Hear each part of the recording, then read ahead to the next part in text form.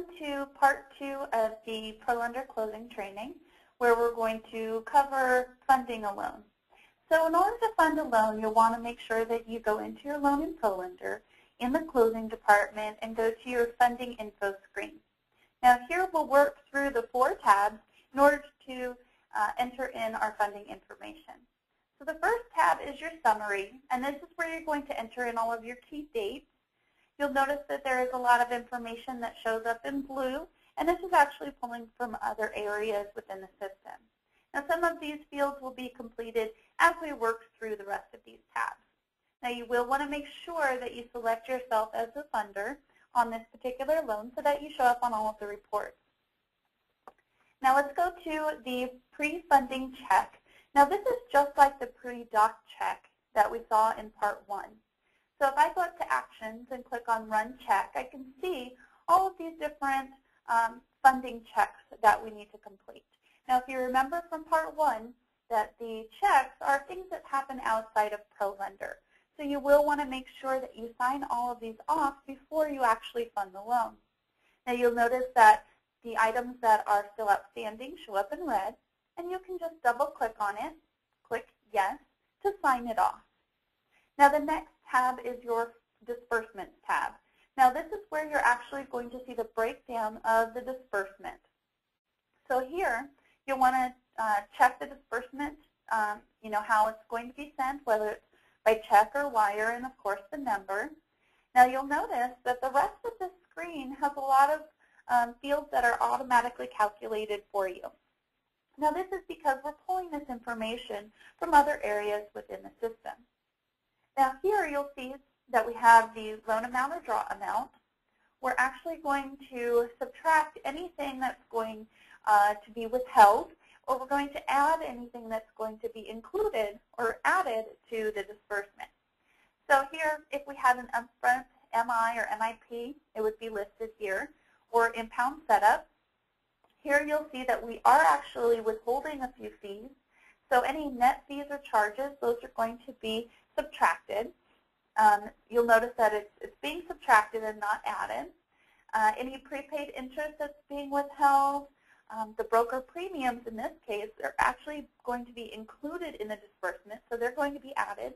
And then down at the bottom, you'll see the total disbursement.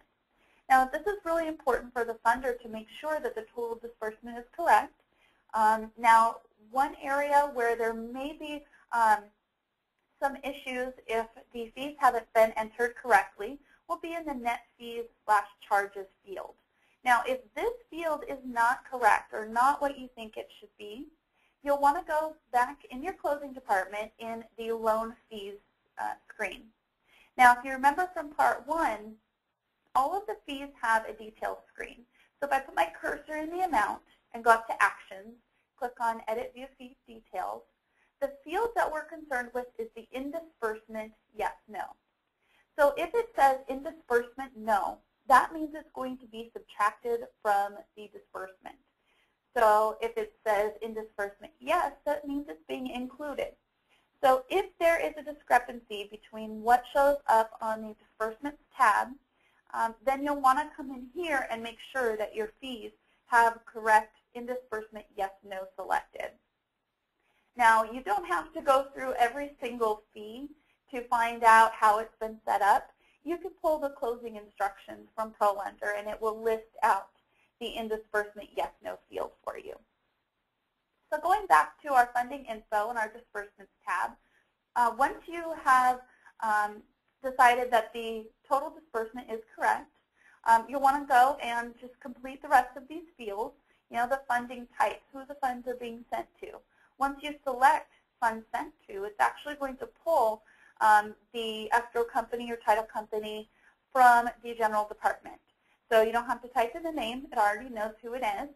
You will want to select your warehouse bank from the support table. Now, the scheduled price, that's actually going to pull from your secondary lock record.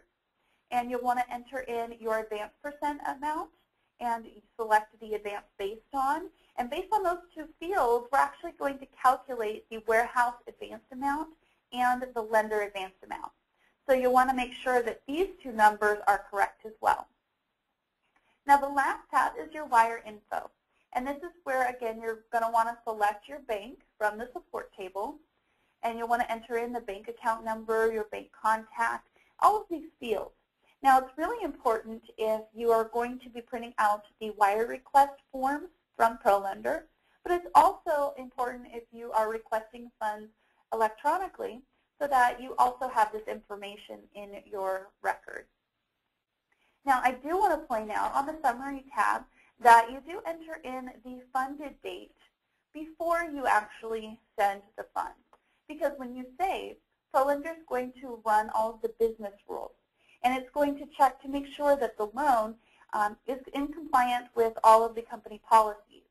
Now in this case, we're notified that there are still some outstanding prior to funding conditions that need to be signed off.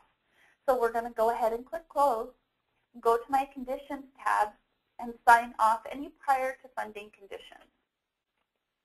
Now once I do that, I can save again, and now I don't get that business rule.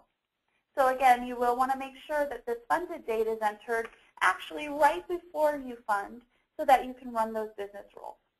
Now if for some reason after you send funds, after they're requested, after you have that funded date, the funds need to be pulled, you'll want to enter in the pulled date here. Now, so that concludes your funding training. I do want to point out that we have a work queue for your closers. It's called the Docs Requested Not Sent. So basically this gives you a list of all of the loans that the docs have actually been requested, but they haven't been sent out. And once the loan actually, or the docs get sent out, they're going to fall off of this work queue. Now there are actually quite a few reports for the closing department. I do want to point out that we have a booking form. So this is going to be used by the closer or the funder and be forwarded to your warehouse bank. We also have the wire request, which I mentioned. Down here we do have a generic wire request, and then we do have some that are specific. We do have the closing activity if we scroll up towards the top. Now this is going to be used by a funder, and it's going to allow them to see all of the loans that have funded within whatever date range that they entered, and it's going to exclude any of those loans that the funds have been actually pulled. And of course, we do have the closing instructions, so you can print those out, preview them, or email them as you need. And of course, there are quite a few other reports and forms. So if you have a chance, go through, take a look. If you double-click on any of these, it will give you a description of what that report or form is used for. So that concludes the closing training. If you have additional questions, please visit the online help file. Under the training guide section, there is a closing training guide with links to all the different topics that we covered in today's training. Now, if you have further questions, feel free to contact our support department. So thank you for